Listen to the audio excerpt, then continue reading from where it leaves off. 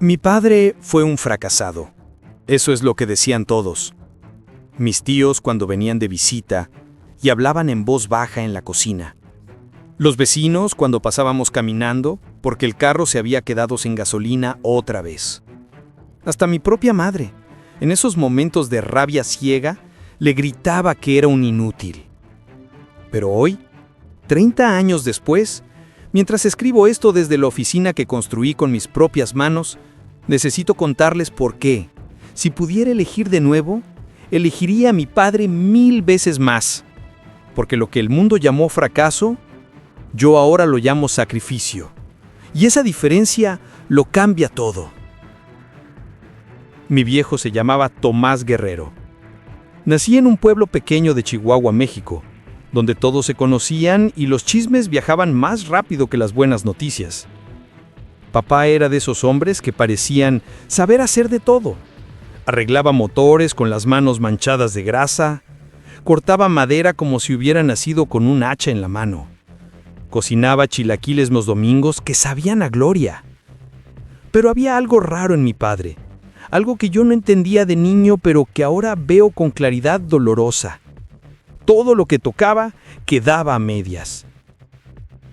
Abrió un taller mecánico cuando yo tenía 6 años.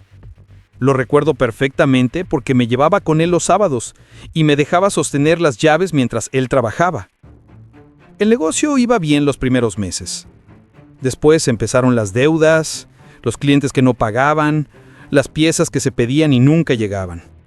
Un año después, el taller cerró. Luego intentó con un negocio de venta de refacciones, después con un puesto de tacos, después con reparación de electrodomésticos. Todo terminaba igual. Deudas, frustración, silencio pesado en la casa durante semanas. Yo crecí viendo a mi padre intentar y fallar, una y otra vez, como un boxeador que no sabe cuándo quedarse en la lona. Y con cada fracaso, algo en mí se endurecía. Algo se llenaba de vergüenza. Tenía 12 años cuando empecé a odiarlo. No es una palabra fácil de decir, pero era verdad. Lo odiaba. Veía a los papás de mis compañeros de escuela llegar en camionetas del año, con camisas limpias y zapatos brillantes. Mi papá llegaba con la camisa manchada, oliendo a aceite quemado y sudor. Veía a otros niños presumir sus bicicletas nuevas, sus videojuegos, sus tenis de marca. Yo usaba los tenis de mi primo mayor, 2 tallas más grandes, rellenos con papel periódico en la punta. Hubo un día que nunca olvidaré. La escuela organizó un viaje a la Ciudad de México. Todos mis amigos iban. Durante semanas fue lo único de lo que se habló en el salón. El costo era de 2,000 pesos, una cantidad que para mí entonces sonaba como 1,000,000. Una noche, después de juntar coraje durante días, le pedí a mi papá el dinero para el viaje. Él estaba sentado en la mesa de la cocina revisando facturas bajo la luz amarillenta del foco que parpadeaba. Me miró con esos ojos cansados que tenía siempre y dijo, con voz ronca, «Hijo, ahora no puedo. Lo siento». No era la primera vez que escuchaba esas palabras, pero esa noche algo en mí se rompió. Algo oscuro y feo salió de mi boca. Le grité que por su culpa yo siempre tenía menos que todos, que mis amigos se burlaban de mí, que ojalá tuviera un padre de verdad, uno que sirviera para algo. Vi cómo sus ojos se llenaron de agua, cómo apretó la mandíbula tratando de contener algo que ya no cabía dentro. No dijo nada, solo se levantó y se fue a su cuarto. Yo me quedé ahí parado, sintiendo una mezcla de triunfo amargo y culpa que me quemaba el estómago. Más tarde, cuando la casa estaba en silencio, escuché un sonido que me heló la sangre. Mi padre estaba llorando. No eran sollozos fuertes. Era un llanto callado, ahogado, de esos que duelen más porque tratan de ser invisibles. Esa fue la última vez que lo escuché llorar. Y no lo supe entonces. Pero esa noche marcó el principio del fin de todo lo que conocíamos. 3 meses después, el invierno llegó más crudo que nunca. Mi padre perdió su último trabajo en una fábrica de muebles. Lo corrieron por faltar demasiado. Lo que nadie sabía era que faltaba porque se había estado desmayando del cansancio. Trabajaba 12 horas en la fábrica. Después se iba a hacer trabajos de plomería o electricidad por las noches. Su cuerpo simplemente dijo ¡basta! Cuando perdió ese trabajo, mi madre tomó una decisión. Una noche la escuché discutir con él en su cuarto. «Ya no puedo más, Tomás. Los niños tienen hambre. No tenemos para la luz. Esto no es vida». Una semana después se fue. Se llevó a mis 2 hermanos menores, un niño de 8 y una niña de 5, y se mudó con su hermana en Monterrey. A mí me dejó. Dijo que ya era grande, que tenía 13 años y podía ayudar. Pero la verdad que me tomó años aceptar, es que sabía que mi padre nunca me dejaría ir. Y ella necesitaba estar segura de que al menos 2 de sus hijos comerían. Quedamos mi papá y yo solos en esa casa que de repente se sintió enorme y vacía. No teníamos calefacción porque no podíamos pagar el gas. Dormíamos con todas las cobijas que encontrábamos, con chamarra, con gorro. Algunas noches hacía tanto frío que mi padre me abrazaba para que yo pudiera dormir. Él se quedaba despierto, temblando, para que yo no temblara. La comida escaseaba. Había días en que solo comíamos una vez. Frijoles refritos con tortillas. A veces ni eso. Recuerdo perfectamente la primera vez que noté algo extraño. Yo estaba comiendo y vi que mi padre solo tomaba café. ¿No vas a comer?, le pregunté. Ya comí en el trabajo. Mentía. Lo hizo tantas veces que empecé a creerle. Hasta que una tarde llegué temprano a casa y lo encontré en la cocina comiéndose las sobras de mi desayuno de 3 días atrás. Pan duro remojado en café. Cuando me vio, se limpió la boca avergonzado. Ninguno de los dos dijo nada. Pero él siempre se aseguraba de que yo comiera primero, de que yo tuviera lo que necesitaba para la escuela. Vendió su reloj, el único que tenía, que había sido de su padre, para comprarme los libros del nuevo semestre. Vendió herramientas, su radio, hasta su chamarra buena. Se quedó con una chamarra vieja llena de parches para que yo tuviera una decente. Una noche de marzo, todo cambió para mí. Yo tenía 14 años. Mi padre había salido a buscar trabajo y yo estaba solo en casa haciendo tarea. Necesitaba un lápiz y recordé que a veces él guardaba cosas en los bolsillos de su chamarra. Busqué en el closet y saqué su chamarra vieja. En el bolsillo interior encontré un sobre arrugado. Era una carta, con membrete oficial de una empresa constructora de Tijuana. La fecha era de 5 meses atrás. La abrí y empecé a leer. Le ofrecían trabajo. Un puesto de supervisor de mantenimiento.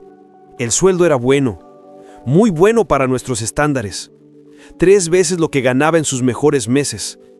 Había alojamiento incluido, beneficios médicos, la oportunidad que habíamos estado necesitando. Pero había un detalle. Tenía que mudarse solo. Al menos los primeros 6 meses mientras se establecía. No podía llevarme. En la parte de abajo de la carta, con la letra temblorosa de mi padre, había una sola palabra escrita en rojo. No.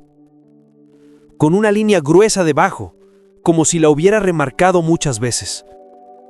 Me quedé ahí parado, con la carta en las manos, sintiendo cómo algo se rompía y se reconstruía dentro de mí al mismo tiempo. Mi padre había rechazado la salvación. Había elegido quedarse en el infierno conmigo. Prefirió seguir pasando hambre, seguir siendo un fracasado a los ojos del mundo antes que dejarme solo. Cuando él llegó esa noche, yo estaba sentado en la mesa con la carta frente a mí. Él se detuvo en seco al verla. Su rostro se puso pálido. «Hijo», empezó a decir, pero yo me levanté y lo abracé. Lo abracé como nunca lo había abrazado. Y lloré. Lloré por todas las veces que lo había juzgado, por todas las palabras crueles, por toda la vergüenza que sentí de él. «Perdóname», le dije una y otra vez. «Perdóname, papá». Él también lloró. Me apretó contra su pecho y susurró: «No hay nada que perdonar, mijo. Un padre está para quedarse. Siempre». Esa noche hablamos como nunca lo habíamos hecho. Me contó todo, cómo cada negocio que intentó abrir fue saboteado por su propio miedo al éxito, cómo cargaba con traumas de su propia infancia que nunca sanó, cómo mi abuelo lo golpeaba cada vez que cometía un error hasta que aprendió a tenerle terror al fracaso tanto que se convirtió en profecía. Me dijo que su mayor miedo no era ser pobre, era que yo creciera odiándolo y que prefería 1000 veces mi odio a mi abandono. Los años que siguieron no fueron fáciles, pero fueron diferentes. Yo empecé a trabajar después de la escuela. Mi padre también encontró trabajos esporádicos. Poco a poco, centavo a centavo, salimos del hoyo más profundo. Nunca nos hicimos ricos, nunca tuvimos lujos, pero teníamos algo que el dinero no puede comprar. Teníamos respeto mutuo. Teníamos amor que había pasado por el fuego y había sobrevivido. Cuando cumplí 18 años, mi padre hizo algo que me sorprendió. Juntó dinero durante meses, sin que yo lo supiera, y me regaló herramientas de trabajo. Vas a ser mejor que yo, no porque yo haya fracasado, sino porque yo ya peleé batallas que tú no tendrás que pelear. No entendí completamente lo que quiso decir hasta años después. Estudié por las noches, trabajé de día, aprendí todo lo que pude sobre construcción, sobre negocios, sobre cómo no cometer los mismos errores.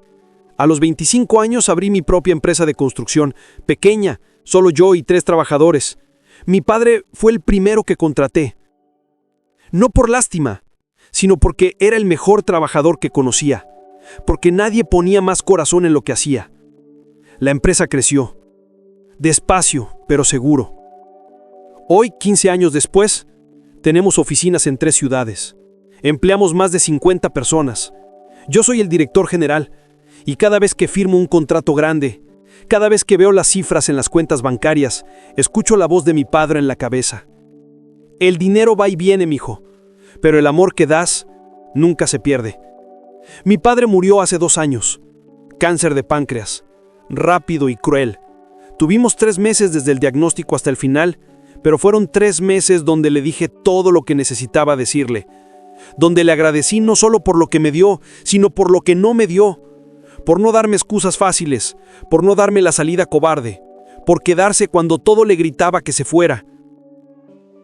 El día de su funeral, mientras ordenaba sus cosas, encontré su billetera vieja. Adentro había una foto mía de cuando tenía 6 años sonriendo sin dientes de enfrente. Detrás de la foto, con su letra, estaba escrita una frase que me partió el corazón y me lo sanó al mismo tiempo. Él sí va a lograrlo. Por los 2. Y entonces lo entendí todo. Mi padre no fracasó en los negocios, no fracasó en la vida, fracasó en las cosas que el mundo mide, pero triunfó en lo único que importa.